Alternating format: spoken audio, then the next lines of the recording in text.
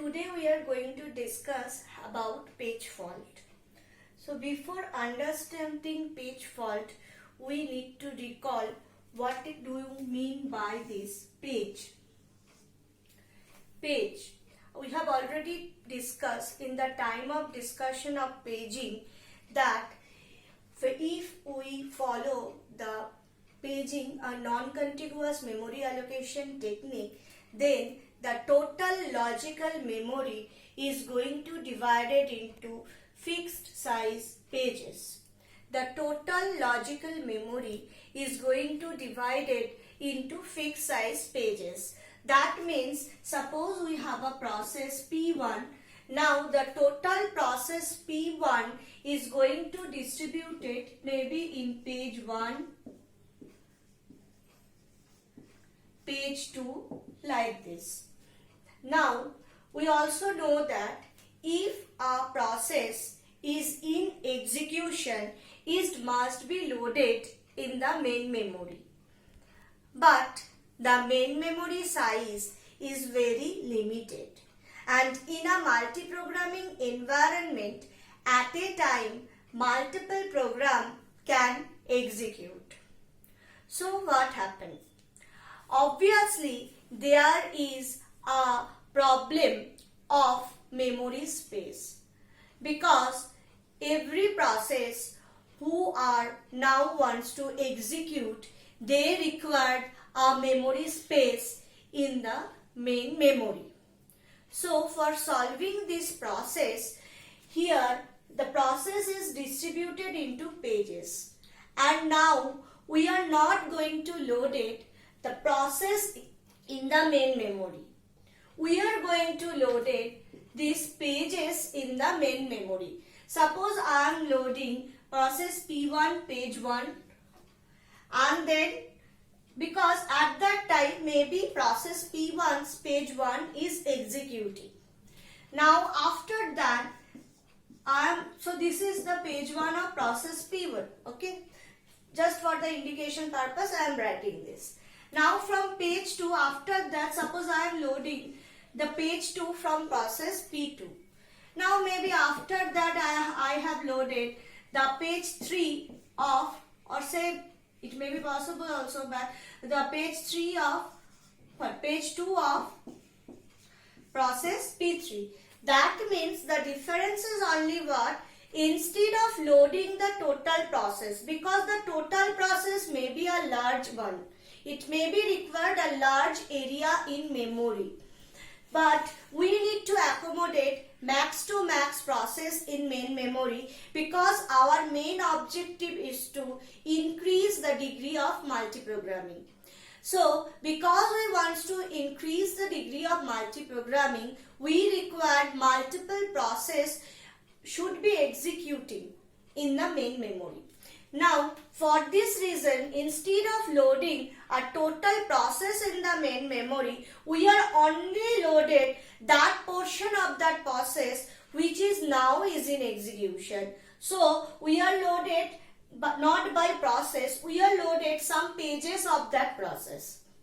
Now say so P1's page 1 is already in my main memory.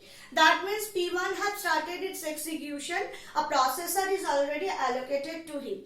Now whenever the page 1, suppose now P1's required another page reference, suppose page 2 of P1. Now this page 2 is not in my main memory. So whenever we are going to search for the physical address of this page 1, the system going to search the physical address of this page 2 of process P1, it is going to return with a null, because this is not in my main memory. So whenever the system is going to refer to a process or a page of that particular process, and the system is not going to find the page in the main memory, it is called page fault. Okay, so page fault is basically what? Page fault is when in the time of execution system required a particular page, but that particular page at that time is missing in the main memory. So it is going to generate a fault. That fault is called page fault. Okay. So now I am going to describe the total process of generating or handling page fault with a diagrammatic view. With the help of this diagrammatical view, now we are trying to understand how page fault will generate and how we are going to deal with that. How operating system is going to deal with that. Now suppose system is required a memory space or a data. So the instruction generate is load m. So m is the required data. So for that particular required data, we are going to search in the page table, because page table are going to say in which frame number of the physical memory the data is there. But you can see in this page table, so firstly we are searching for the reference. The first thing we are doing what? We are searching from the reference. This is my first step. Reference means the reference physical memory address. So for that we need to go to the page table, because in page table we have a mapping between the logical memory address and physical memory address. So this is the page table where we are searching.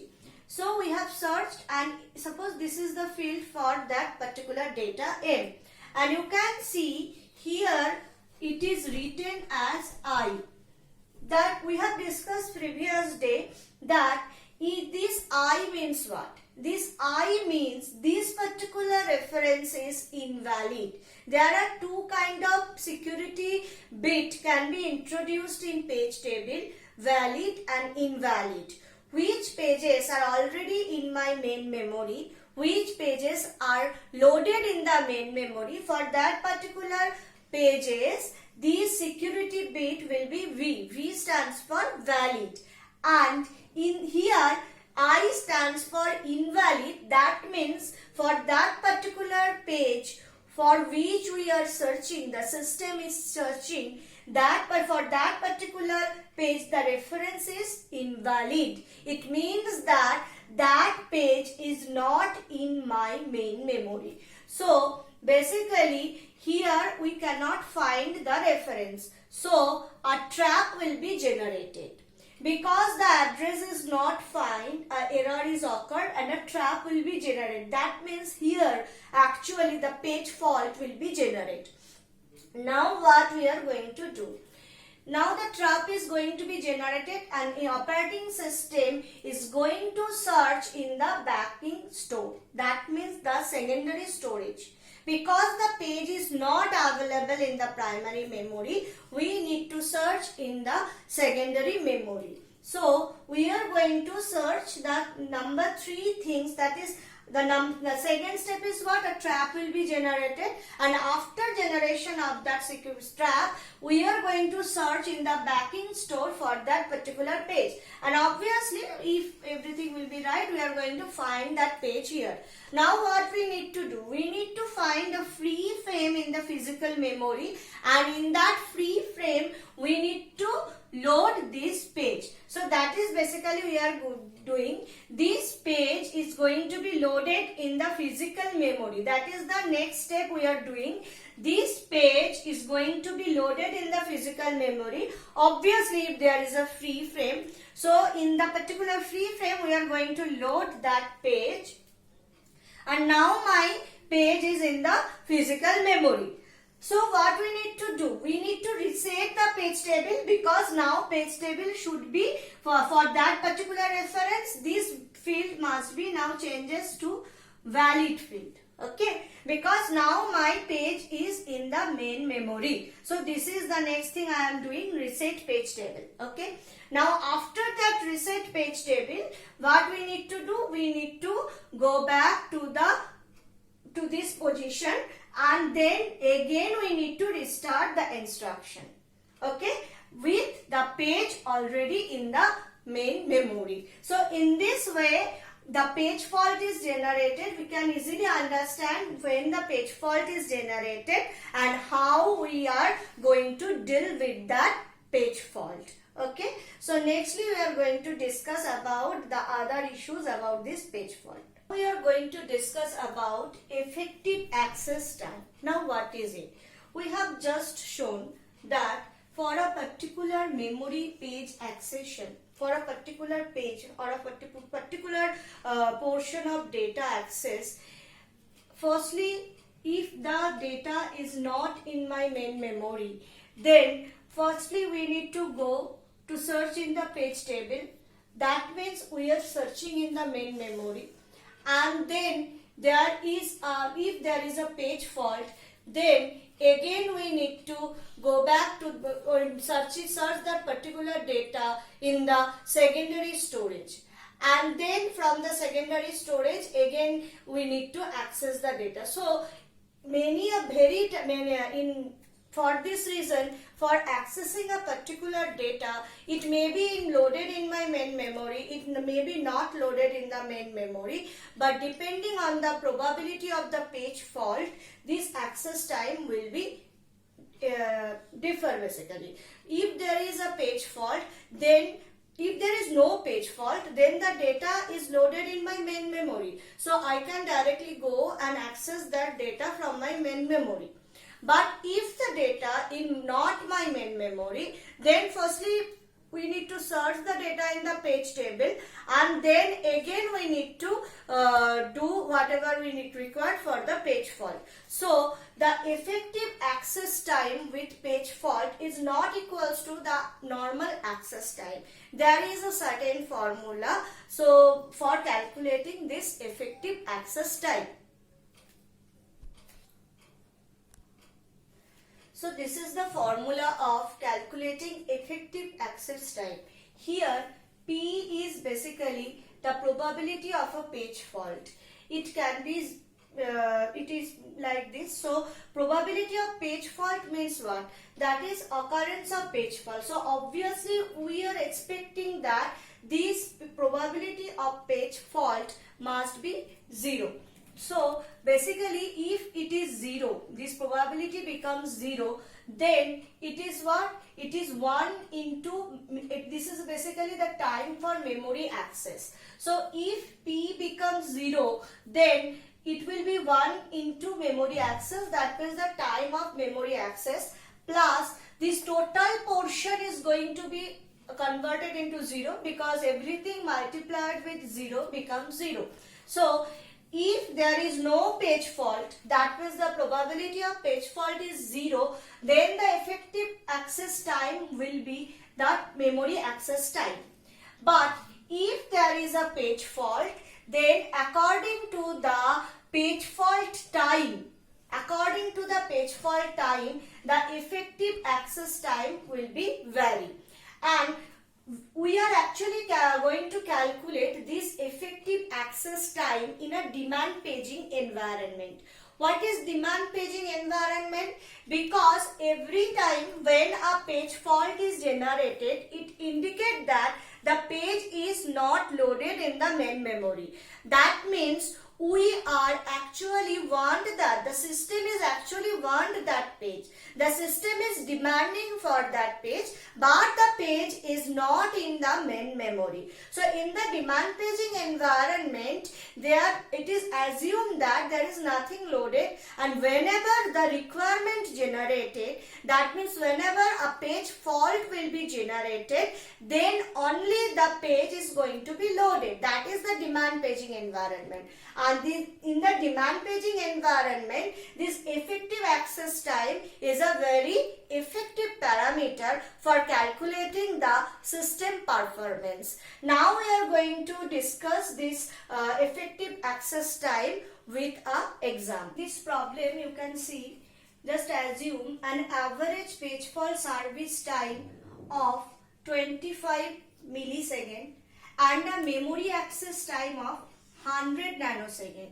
So we need to find the effective access time. Now for this case, EAT can be formulated like that. Here probability is not given. Page fault probability is not given. So memory access time is given, that is 100 nanosecond.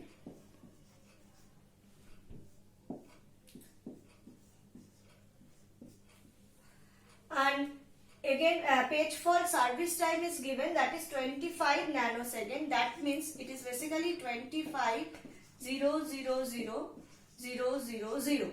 Okay.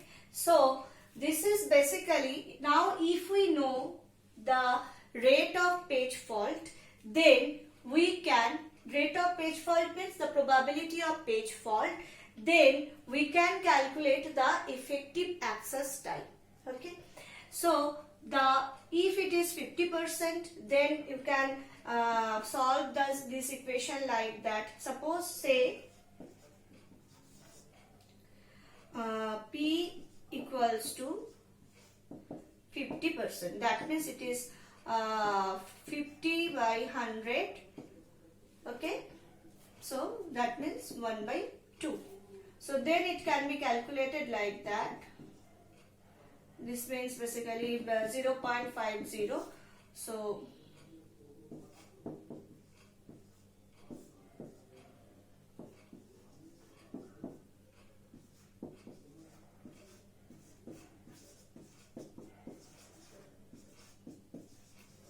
So you can see in this way the percentage of the page fault, that means the probability of occurrence of page fault, is going to affect in the effective access time. If the page fault go higher and higher, then obviously it will give a higher value. And if the page fault comes to 0, then now for this example only, you can calculate, if say P equals to 0, that means there is no page fault, then what will be the effective access time? It will be basically 1 minus 0 into 100 plus 0 into this. So this total portion will become 0 then, and then it becomes what? 100. That is basically what? The memory access time.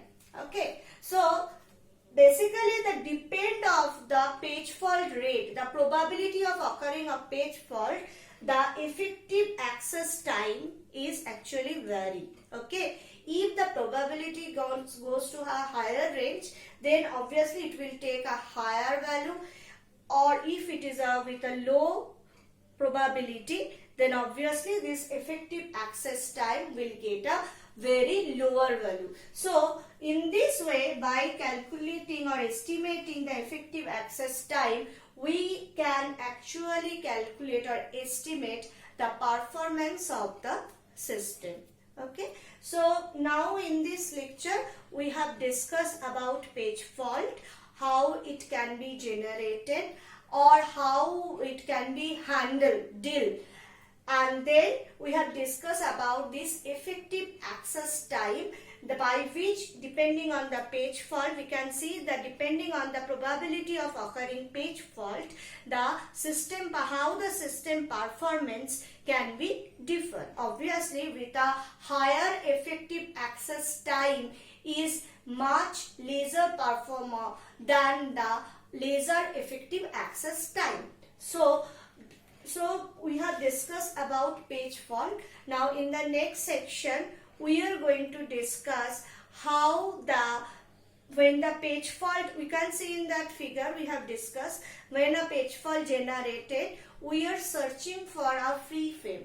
Now may be possible the free frame is not available. So in that case, we require a scheduling. So in the next section, we are going to discuss about different scheduling algorithms for memory allocation. Thank you, students.